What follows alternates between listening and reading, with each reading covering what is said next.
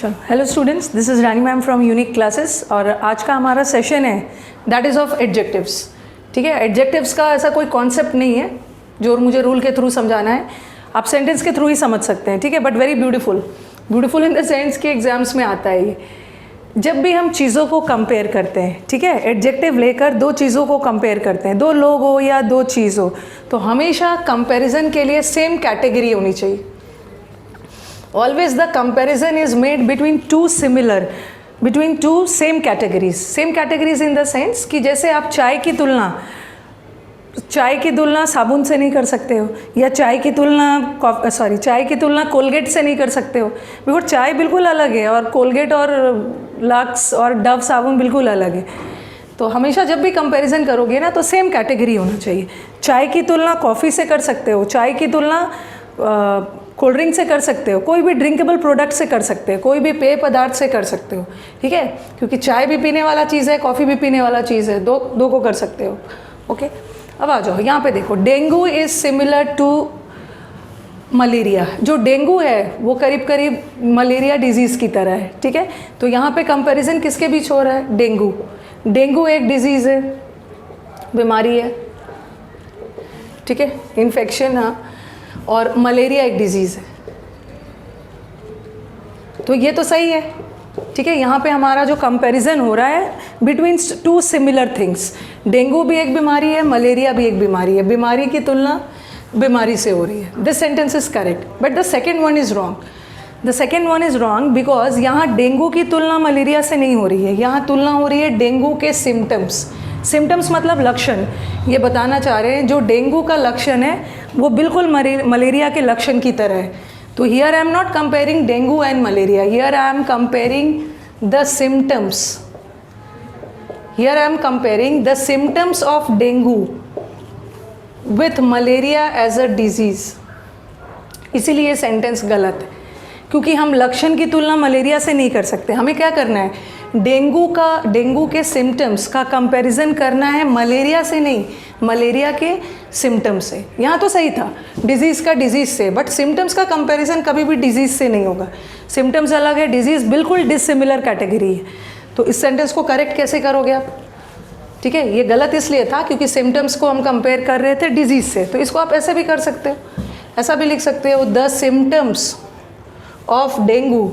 अच्छा, यहाँ पे इज़ नहीं होगा, सॉरी, आर लिखो यहाँ पे, क्योंकि बात किसकी हो रही है? सिम्टम्स की हो रही है, यहाँ पे आर लिख लो। Okay, the symptoms of dengue are similar to malaria. तो आप ऐसा भी लिख सकते हो, the symptoms of dengue are similar to, ठीक है, यहाँ पे लिख सकते हैं आर सिमिलर टू मलेरियाज। ये भी सही है, गलत नहीं है, क्योंकि कुछ बच्चों के दिमाग में आएगा ना कि नॉन लिविंग थिंग के साथ अपोस्ट्रोफी एस कैसे यूज़ कर देंगे।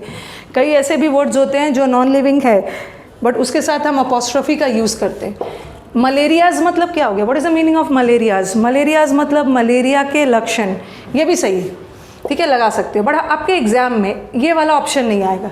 आपके एग्ज़ाम में ऑप्शन कैसा आएगा बताती हूँ, जैसे ऐसा दे देंगे वो। मैं इस सेंटेंस को ऐसा भी लिख सकती, मलेरियाज भी सही है, मैं ऐसा भी लिख सकती हूँ, the symptoms of dengue are similar to the symptoms of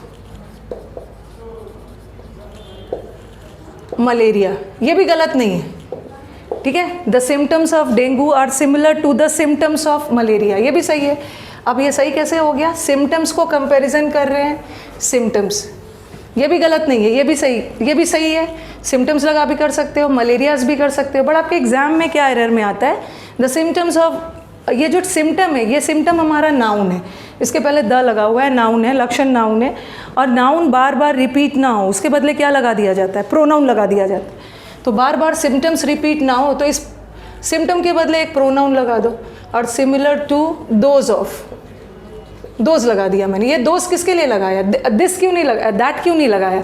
क्योंकि दैट तो सिंगुलर होता है, बट यहाँ तो बहुत सारे सिम्टम्स है और दैट का प्लूरल दोज। तो the symptoms of dengue are similar to those of malaria. और ये दोज ऑफ मलेरिया का मतलब क्या हो गया? बार बार नाउन रिपीट ना हो उसी के बदले क्या लगा देते हैं? प्रोनाउन लगा दिया। दोज ऑफ मलेरिया मतलब सिम्टम्स ऑफ मलेरिया। ओके, चलो नेक्स्ट सेंटेंस पे आ जाओ। The climate of Shimla is better than Delhi. जो दिल्ली का क्लाइमेट, जो शिमला का क्लाइमेट है वो दिल्ली से ज़्यादा बेटर है। अब ये सेंटेंस रॉन्ग क्यों है?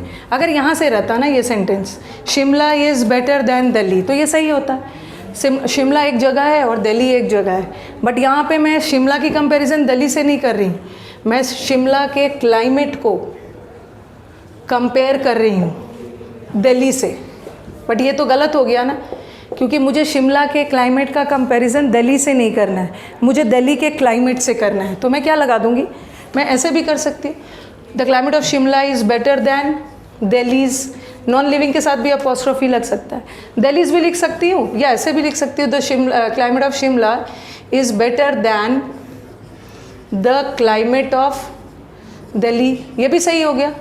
सही कैसे हो गया? क्लाइमेट का कंपैरिजन क्लाइमेट से हो रहा है, बट आपके एग्जाम्स में जनरली वो दैट लगा के दे देते हैं, than that of Delhi. Climate बार बार रिपीट ना हो, climate is a noun, in order to avoid the repetition of noun, बार बार नाउन रिपीट ना हो, उसके बदले प्रोनाउन लगा दो। और डैट इसलिए लगाया क्योंकि जो क्लाइमेट था वो सिंगुलर था, और यहाँ दोज इसलिए लगाया क्योंकि symptoms was plural. The people of Japan are more hard working than China. ठीक है, यहाँ पे तुलना जापान और चाइना की नहीं हो रही है, ठीक है, यहाँ पे तुलना हो रही है जापान और जापान के लोग और चाइना के लोग की तुलना हो रही है, लोग से लोग की तुलना हो रही है, जापानीज़ और चाइनीज़ के बीच में।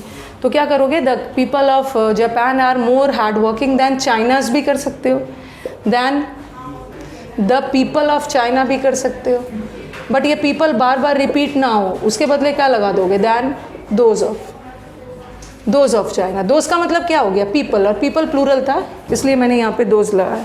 चलो कुछ और सेंटेंसेस कर लेते हैं। चलो नेक्स्ट सेंटेंस पे चलते हैं। The circulation of Hindu. इस सेंटेंस को बहुत ज़्यादा दिल से नहीं लेना है, बट मैंने ऐसे एग्जाम्पल लिख दिया है बिकॉज कुछ लोग हिंदू फॉलो करते हैं, कुछ टाइम्स ऑफ इंडिया करते हैं। This is just a sentence, grammatical concept जाने के लिए बस ये सेंटेंस मैंने यूज़ किया है। The circulation of Hindu is better then the times of India.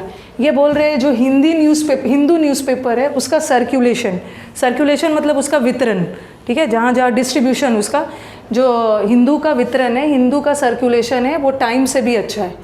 ठीक है, अगर ये सेंटेंस, अब ये सेंटेंस रॉन्ग है बिकॉज हम यहाँ हिंदू न्यूज़पेपर और टाइम्स ऑफ इंडिया की तुलना नहीं कर रहे, हम किसकी तुलना कर रहे हैं, हिंदू का सर्कुलेशन, डिस्ट्रीब्यूशन। हिंदू का सर्कुलेशन टाइम के सर्कुलेशन से ज़्यादा बेटर है। ठीक है, तो यहाँ पे क्या हो जाएगा, यहाँ तो तुलना हो रही थी सर्कुलेशन की, वितरण, डिस्ट्रीब्यूशन की तुलना हो रही थी एक न्यूज़पेपर से, बट डिस्ट्रीब्यूशन और न्यूज़पेपर में कोई रिलेशन नहीं है, दोनों बहुत डिसिमिलर है, एक है ही नहीं, बिल्कुल अलग अलग है। तो हमें सर्कुलेशन से करना है, तो आप क्या लगा दोगे, than that of. The circulation of Hindu is better than that of. That of का मतलब क्या हो गया, दैन द सर्कुलेशन ऑफ, वितरण ऑफ टाइम्स ऑफ इंडिया। ठीक है, इसमें मैंने कुछ दूसरा एरर डाला है। नेक्स्ट सेंटेंस देखो, द सर्कुलेशन ऑफ हिंदू, यहाँ तो सही है, the circulation of Hindu, Hindu का सर्कुलेशन ज़्यादा बेटर है दूसरे न्यूज़पेपर से, तो दैट ऑफ तो लगा दिया। यहाँ दैट ऑफ लगा के मैंने सर्कुलेशन की तुलना सर्कुलेशन से कर दी, बट गड़बड़ी कहाँ पे है, गड़बड़ी हमारे यहाँ पे, एनी न्यूज़पेपर। यहाँ तुलना किसके किसके बीच हो रहा है, दो कैटेगरी। एक कैटेगरी में कौन है, एक कैटेगरी में हिंदू वाला न्यूज़पेपर है, ठीक है, और एक कैटेगरी में क्या रखा है मैंने, एनी न्यूज़पेपर। ठीक है, सिंस यहाँ पे दैन आ गया तो दैन लगा के हम दो कैटेगरी बनाते हैं, एक कैटेगरी में हिंदू है और एक कैटेगरी में एनी न्यूज़पेपर है। अगर मैं बोलूँ एनी न्यूज़पेपर का मतलब कोई भी न्यूज़पेपर, और कोई भी न्यूज़पेपर में हिंदू भी तो आ जाएगा, तो हमें हिंदू को साइड करना है और बाकी सारे न्यूज़पेपर को साइड करना है, तो हमें यहाँ पे एक वर्ड लगाना होगा, एनी अदर न्यूज़पेपर। अगर मैंने एनी अदर डाल दिया ना तो दोनों कैटेगरी अलग हो गया, एक साइड हिंदू हो गया और एक साइड एनी न्यूज़पेपर हो गया। अगर मैंने अदर नहीं डाला होता तो इसका मतलब क्या निकलता, एनी न्यूज़पेपर। एनी न्यूज़पेपर मतलब क्या है, कोई भी न्यूज़पेपर, और कोई भी न्यूज़पेपर में हिंदू भी तो आ जाएगा, बट हमें हिंदू को साइड करना है और बाकी सारे न्यूज़पेपर को एक साइड, तो अदर। एनी अदर न्यूज़पेपर का मतलब क्या है, दूसरा कोई न्यूज़पेपर हिंदू को छोड़कर। ठीक है, तो चलो आज का यहीं पे सेशन एंड करते हैं, अब मिलते हैं हम अगले सेशन में। चलो, थैंक यू।